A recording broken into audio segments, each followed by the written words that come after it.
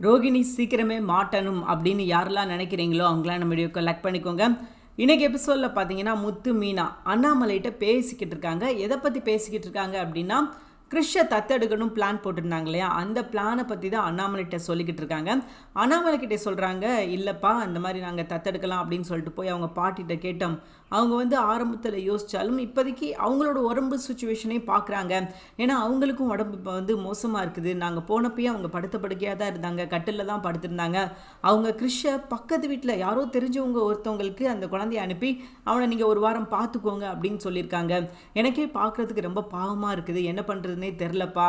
நாங்கள் வந்து இப்போ தான் பேசியிருக்கோம். அந்த பொண்ணு வந்து என்ன பண்ணுறா அப்படின்னா அப்படின்னு சொல்லிட்டு ரோஹிணிக்கு 2 திட்டு. அவள் வந்து மனுஷியே கிடையாது, அவள் வந்து ஒரு மிருகம். இங்கே நம்ம மனோஜ் எப்படி இருக்கானோ அதே மாதிரி தான் அங்கே அந்த பொண்ணு போல் அவள் உண்டு அவள் வேலை உண்டுன்னு இருக்கா. இந்த சுச்சுவேஷன்லையாவது அவள் வந்து பார்த்துருந்துருக்கணும் அப்படின்ற மாதிரி இவர் சொல்ல, அதற்கு அண்ணாமலை இருந்துக்கிட்டு, இல்லைப்பா எல்லாம் சரிதான், நீ தத்தெடுக்கிறத எனக்கு எந்த பிரச்சனையும் கிடையாது. ஆரம்பத்திலே விஜயா கிட்ட நீ சொல்லும் போது அவள் என்ன சொன்னா, அது ஒரு பிரச்சனையாக பண்ணா. ஸோ இதுக்கப்புறமும் அவள் அதே பிரச்சனையை தான் பண்ணுவா அப்படின்ற மாதிரி அண்ணாமலை சொல்ல, அதற்கு முத்து இருந்துக்கிட்டு, இல்லைப்பா எனக்கு அவங்க என்ன சொல்கிறாங்களோ அதெல்லாம் எனக்கு பிரச்சனை கிடையாது, நீ என்ன சொல்கிற அப்படின்றது மட்டும்தான் எனக்கு பிரச்சனை. நீ ஓகே சொன்னால் எப்படியாவது நான் அந்த பையனை நான் இங்கே கொண்டு வந்துடுவேன் அப்படின்ற மாதிரி நம்ம முத்து அண்ணாமலை கிட்ட சொல்ல, எனக்கு என்னப்பா பிரச்சனை, பாவம் தானே அந்த பையன் அப்படின்னு சொல்லிட்டு சில கஷ்டங்கள் எல்லாத்தையும் சொல்கிறாரு. அப்போ முத்து தன்னோட நிலைமை, நானும் இப்படி தான்ப்பா அம்மா அப்பா இல்லாமல் வளர்ந்தேன், அது போக என்னோட பாட்டி தான் என்னை வளர்த்தாங்க, அவன் இப்போ என்ன சுச்சுவேஷனில் இருக்கானோ அதே சுச்சுவேஷனில் தான் நான் இருந்திருக்கேன். அவனோட எண்ணம் என்ன, அவனோட நோக்கம் என்ன, அவன் எப்படி இருப்பான், அவனோட சுச்சுவேஷன் என்ன அப்படின்றது எனக்கு நல்லா தெரியும். அதனால தான் அவனை என்னால் ஈஸியாக புரிஞ்சிக்க முடியுது. அவனுக்கு ஏதாவது நான் செய்யணும்னு நினைக்கிறேன் அப்படின்னா அதற்கு முதல் ரீசன் இது மட்டும்தான்ப்பா. இதை தாண்டி வேறு எந்த ஒரு ரீசனுமே கிடையாது. நான் அன்னைக்கு என்ன சுச்சுவேஷனில் இருந்தனோ இன்னைக்கு அந்த பையன் அதே கஷ்டத்தை பட்டு அதே மாதிரி அப்பா அம்மா இல்லாமல் பாட்டி வீட்டில் ரொம்ப கஷ்டப்பட்டு வாழ்ந்துக்கிட்டு இருக்கான்ப்பா. இந்த நிலைமை என்னோட நிலைமை அவனுக்கு வரக்கூடாது. அவன் நல்லா படிக்கணும். ஏன்னா நாளைக்கு அவன் வந்து யார் கூடயாவது சேர்ந்து கெட்டு போனான் அப்படின்னா அதை கேட்கறதுக்கு யாருமே கிடையாது. அப்போ என்ன மாதிரி ஆயிடுவான், ஒரு குடிகாரனா கூட அந்த பையன் வந்துடுவான்ப்பா. அந்த விஷயம் நடக்கக்கூடாது, நம்மளால் முடிஞ்ச விஷயத்த செய்யணும் அப்படின்னு சொல்லி ரொம்ப உருக்கமாக தனக்கு நடந்த விஷயத்த முத்து அந்த பையனோட கம்பேர் பண்ணி பேசுறது எல்லாமே அருமையாக இருந்தது. மீனாவும் அதே விஷயத்தை தான் சொல்கிறாங்க, இல்லை மாமா எங்களுக்குன்னு ஒரு குழந்தை பிறந்தாலும் அவன் தான் எங்களோட முதல் குழந்தையாக இருப்பான் அப்படின்ற மாதிரி அவங்களோட கருத்தையும் பார்த்தீங்கன்னா அண்ணாமலை கிட்ட சொல்லிக்கிட்டு இருக்காங்க. அண்ணாமலைக்கு வந்து இவங்க செய்கிறது சரின்னு படுது, இது வந்து ஒரு நல்ல விஷயம்ப்பா, நீங்கள் செய்கிறது உண்மையிலே சூப்பரான விஷயம். இந்த மாதிரி தத்தெடுக்கிற விஷயத்தில் ஒன்று கணவனுக்கு உடன்பாடு இருக்கும், அப்புறம் மனைவிக்கு இருக்காது, இல்லைனா மனைவிக்கு இருக்கும் கணவனுக்கு இருக்காது. இப்படி வந்து பல பிரச்சனைகளுக்கு நடுவில் நீங்கள் 2 பேரும் சேர்ந்து இப்படி ஒரு முடிவெடுத்தது எனக்கு ரொம்பவே நெகிழ்ச்சியாக இருக்குது. உங்களை நினச்சி நான் பெருமைப்படுறேன். உங்கள் மேலே எந்த தப்பும் கிடையாது, உங்கள் பக்கம் நியாயம் இருக்குது, ஒரு சரியான காரணம் இருக்குது. நீங்கள் செய்யணும் அப்படின்னு நினைக்கிற விஷயம் ரொம்பவே சரியான விஷயம். அந்த விஷயத்துலேருந்து நீங்கள் மாறவே மாறாதீங்க. நீங்கள் என்ன செய்யணும்னு நினைக்கிறீங்களோ அந்த விஷயத்தை செய்யுங்க, கண்டிப்பாக நான் உங்களுக்கு சப்போர்ட் பண்ணுவேன் அப்படின்ற மாதிரி அண்ணாமலையும் ரொம்பவே உருக்கமாக பேசுகிறாரு. ஆனால் என்ன விஷயம் அப்படின்னா, இது எல்லாத்தையும் ரோஹிணி ஒட்டு கேட்டுக்கிட்டு இருக்காங்க. இவங்க போன விஷயம் வந்த விஷயம் எல்லா விஷயத்தையும் கேட்டுட்டு என்னடா பண்ணலாம், இப்படியே போனால் இது சரிப்பட்டு வராது, ஏதாவது ஒரு பிளான் பண்ணி இவங்களை வந்து அவுட் ஆகணும் அப்படின்னு சொல்லி முடிவு பண்ணிட்டாங்க.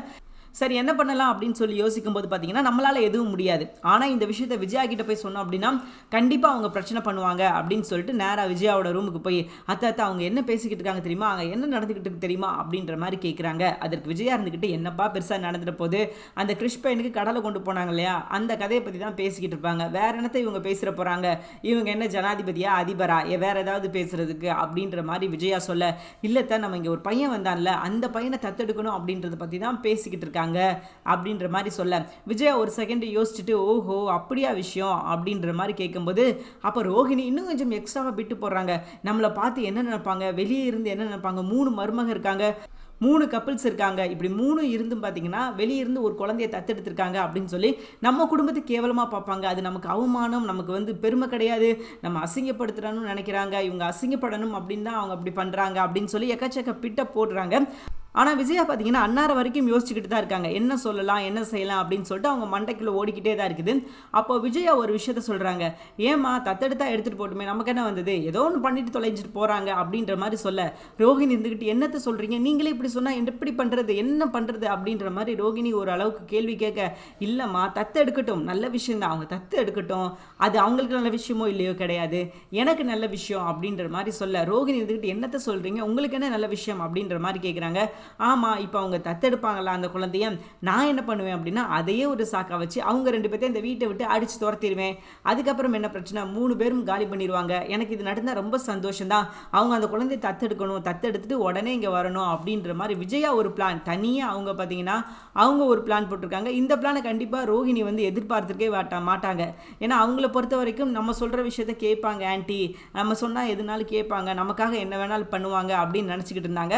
கொஞ்சம் கூட யோசிக்கலை. அவங்க வந்து எதிர்பாராத ஒரு விஷயம் அப்படின்னு சொல்லலாம். இப்படியே போனால் நமக்கு இந்த வீட்டில் இடம் கிடையாது அப்படின்றத அவங்க நல்லா புரிஞ்சுக்கிட்டாங்க. அவங்களுக்கு என்ன பயம் அப்படின்னு பார்த்தீங்கன்னா, நாளைக்கு கிறிஷ் அந்த வீட்டுக்கு வர்றாங்கன்னு வச்சுக்கோங்களேன், எப்பயோ ஒரு தடவை யாருமே இல்லாதப்ப என்ன ஒரு வார்த்தை அம்மா அப்படின்னு சொல்லி கூப்பிட்டானா என்னால் அந்த பாசத்தை என்னால் கண்ட்ரோல் பண்ண முடியாது, அவனையும் என்னால் கண்ட்ரோல் பண்ண முடியாது. அப்போ நானும் மாட்டுவேன், அவனும் மாட்டுவான். அப்போ எங்கள் 2 பேருக்குமே என்ன கதி, என்ன நிலைமை ஆகும் அப்படின்னு சொல்லி எங்களால் சொல்லவே முடியாது, எங்களால் அதை ஜீரணிச்சிக்க முடியாது. இப்போ இந்த பிரச்சனை வரக்கூடாது அப்படின்னா கிறிஷ் வந்து இங்கே இருக்கக்கூடாது, ஆனால் இதே ஊரில் என்னோட கண் பார்வையில் இருக்கணும் அப்படின்னு முடிவு பண்ணுறாங்க.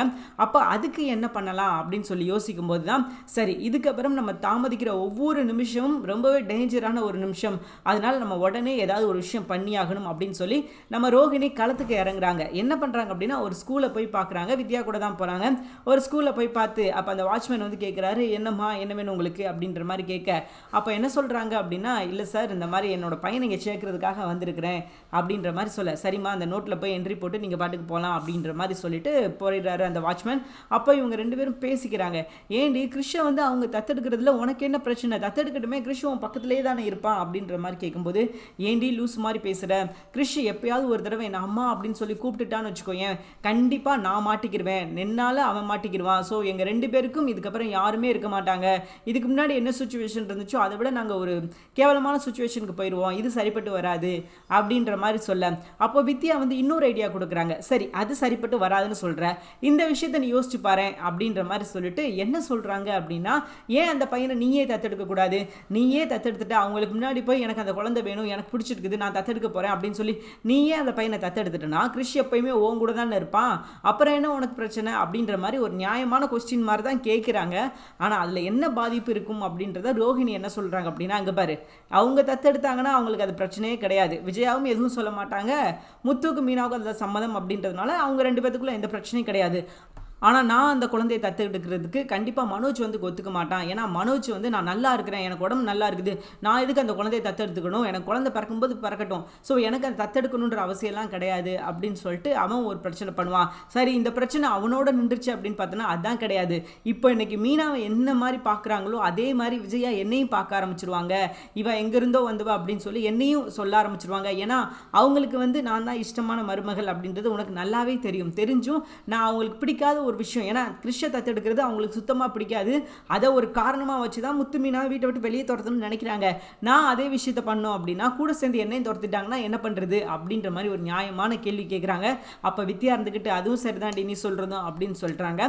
அதுக்கப்புறம் 2 பேர் அங்கே இருக்கிற ஒரு ஸ்டாப்பை பார்க்குறாங்க. இந்த மாதிரி 3வது படிக்கிறான் எங்கள் பையன், அவனை வந்து இந்த ஸ்கூலில் சேர்க்கணும், பாதியில் தான் வந்து சேர்க்கணும், உங்களுக்கு எந்த பிரச்சனையும் இல்லை அப்படின்ற மாதிரி கேட்க, ஆமாம்மா எங்களுக்கு எந்த பிரச்சனையும் கிடையாது அப்படின்ற மாதிரி சொல்கிறாங்க.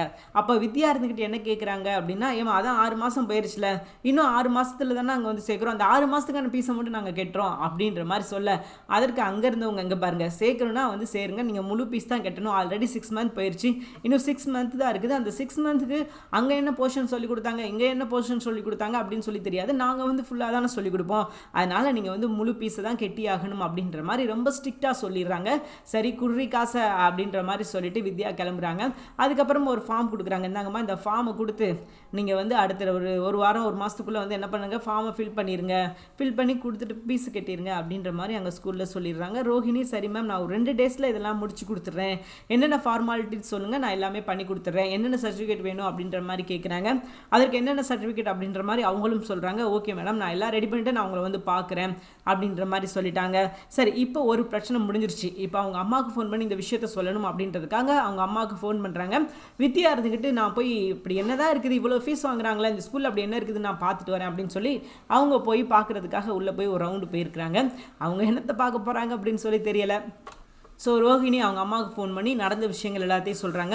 கிறிஷ்காக நான் இங்கே ஒரு ஸ்கூல் பார்த்துருக்கேம்மா, இனிமேல் அங்கே தான் இருக்க போகிறீங்க, நீங்கள் இங்கே வந்து தங்கிக்கோங்க, இந்த ஸ்கூலில் வந்து நான் தம்பியை சேர்த்து விட்டுறேன், அவன் அங்கேயே போயிட்டு வரட்டும், நீங்கள் பார்த்துக்கோங்க, எந்த பிரச்சனையும் கிடையாது, கொஞ்சம் பக்கத்தில் தான், என்னால் எப்போல்லாம் வந்து பார்க்க முடியுமோ நான் அப்போல்லாம் வந்து பார்த்துக்கிறேன், நீங்கள் எதுக்குமே கவலைப்படாதீங்க, இதுக்கப்புறம் நீங்கள் அந்த வீட்டில் இருக்கிறது ரொம்பவே டேஞ்சர் தான். முத்து மீனா இதுக்கப்புறம் வந்தாங்க அப்படின்னா உங்களாலையும் சமாளிக்க முடியாது, ஏன்னா நீங்கள் அவங்க தான் நல்லவங்க அப்படின்னு நினச்சி பேசிக்கிட்டு இருக்கீங்க, அதனால நான் என்ன சொல்கிறேனோ அதை மட்டும் நீங்கள் செய்யுங்க அப்படின்ற மாதிரி சொல்லும்போது அந்த அம்மாவுக்கு இப்போ தான் கொஞ்சம் அக்கறை வந்திருக்கு போல ரோஹிணிக்கு அப்படின்னு நினச்சிட்டு, பரவாயில்லம்மா இப்போவாது உனக்கு அக்கறை வந்துருச்சு பையன் மேலே, இப்படியே நீ இருந்தனா எனக்கு சந்தோஷம் தான், எனக்கு எந்த பிரச்சனையும் கிடையாதுமா, ரொம்பவே நல்ல விஷயம் தான் நீ பண்ணியிருக்க, சூப்பர் அப்படின்ற மாதிரி அவங்களும் பாராட்டுறாங்க. அதே மாதிரி ரோஹிணியோட திட்டம் என்ன அப்படின்னு பார்த்தீங்கன்னா, எக்காரணத்தை கொண்டு முத்து மீனா இந்த குழந்தையை தத்தெடுக்கக்கூடாது, கிறிஷ் வந்து நமக்கு சொந்தமானவன், அதை யாருக்காகவும் எதுக்காகவும் விட்டு கொடுக்கக்கூடாது அப்படின்னு நினைக்கிறாங்க. உண்மையிலே இது நல்ல விஷயம் தான். அப்போ எவ்வளோ நாள் தான் இந்த உண்மையை மறைப்பாங்க?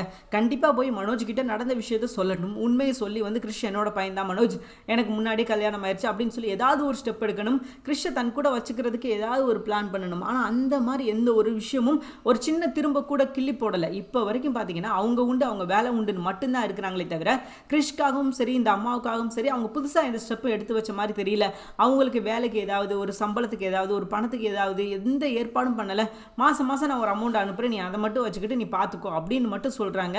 அதுதான் அவங்களுக்கு பெரிய பிரச்சனையாக பார்க்கப்படுது. ரோஹிணி கூட இவ்வளோ தூரத்துக்கு சண்டை போடுறாங்க அப்படின்னா அதுதான் ஒரு முக்கியமான ரீசனாகவும் தெரியுது. ஸோ அதனால் என்ன சொல்ல வர்றாங்க அப்படின்னா, கிறிஷை சீக்கிரமே அங்கேருந்து காலி பண்ணிடணும். அப்படி காலி பண்ணிட்டா முத்து மீனா அடுத்த தடவை அங்கே போகும்போது கண்டிப்பாக முத்து மீனா அங்கே இருக்க மாட்டாங்க. அப்படி இல்லை அப்படின்னா முத்து மீனா எங்கேயாவது தேடி அலையிட்டும் அப்படின்ற மாதிரி நினைக்கிறாங்க. முத்து எப்பயுமே ஒரு கார் ஓட்டுறவர் அப்படின்றதுனால பல இடங்களுக்கு போவார் அப்படின்றது நல்லாவே தெரியும். அதனால தான் நான் இவ்வளோ தூரம் தள்ளி வந்து சேர்த்துருக்கிறேன் அப்படின்ற மாதிரி சொல்கிறாங்க. என்னதான் நாளைக்கு ஒரு டிரைவர் ஒரு சுச்சுவேஷன் வருது அப்படின்னா கண்டிப்பாக அந்த ஏரியாவுக்கும் போகணும் அப்படின்னா முத்து போக தான் போகிறாரு, அதில் எந்த ஒரு மாற்று கருத்துமே கிடையாது.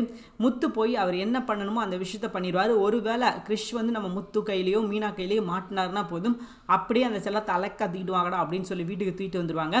இதுக்கப்புறம் ரோஹிணி நினச்ச விஷயங்கள் எதுவுமே நடக்க போகிறது கிடையாது. ஏன்னா ரோஹிணி வந்து சுத்தமாகவே மாறிட்டாங்க. தன் பையன் தனக்கு மட்டும்தான் அப்படின்னு நினச்சாலும் ஆனால் அவங்க எந்த விஷயமும் எடுக்க மாட்டேங்கிறாங்க ஸ்டெப்பு. இதை தான் ரோஹிணியோட அம்மா குத்தி காட்டி பேசினாங்க அப்படின்னா இதை தான் சொல்கிறாங்க. நீ உன்னோட பையன் உனக்கு வேணும்னு நினைக்கிற, அது வரைக்கும் ரொம்ப சந்தோஷம்தான், ஆனால் நீ அதற்கான ஸ்டெப்பை எடுக்க மாட்டேங்கிறியம்மா, அதுதான் எனக்கு வந்து பிரச்சனையாகப்படுது. நீ என்ன பண்ணுவே எது பண்ணுவே தெரியாது, சீக்கிரமே கிறிஷை வந்து நீ உன் கூட வச்சுக்கோ அப்படின்ற மாதிரி தான் சொல்கிறாங்க. அவங்க சொல்கிறாங்க அப்படின்னா அவங்களுக்கு இதுக்கப்புறம் உடம்புக்கு முடியல, அதனால அவங்க சொல்கிறாங்க. ஆனால் ரோஹிணி எங்கள் அம்மா எப்படியாவது என் பையனை தட்டி கழிக்கணும்னு பார்க்குறாங்க அப்படின்னு பேசுகிறாங்க. அப்படி தட்டி கழிக்கணும்னு நினச்சிருந்தாங்க அப்படின்னா இவ்வளோ நாள் அந்த பையனை பார்த்துருக்கணும் அப்படின்ற அவசியமே கிடையாது, எப்போயோ தட்டி கழிச்சிருக்கலாம். ஆனால் இவ்வளோ நாள் பார்த்துட்டும் பார்த்தீங்கன்னா அந்த அம்மா ரோஹிணி கிட்ட பேச்சு வாங்கிக்கிட்டு இருக்காங்க.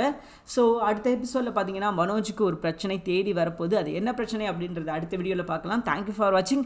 இந்த வீடியோ உங்களுக்கு பிடிச்சிருந்துச்சுன்னா மறக்காம லைக் பண்ணிக்கோங்க. நம்ம சேனலை நீங்கள் இன்னும் சப்ஸ்கிரைப் பண்ணலையா, மறக்காம சப்ஸ்கிரைப் பண்ணுங்கள். கூடவே பக்கத்தில் இருக்கிற பெல் ஐக்கானை கிளிக் பண்ணிக்கோங்க. தேங்க்யூ.